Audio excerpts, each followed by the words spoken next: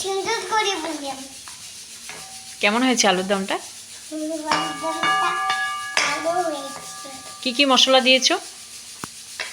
লেবু পাতা মশলা আর কমলা লবণ দিয়েছি, লেবুড়ি দিয়েছি, লেবু পাতা দিয়েছি, সব দিয়েছি রান্নাতে।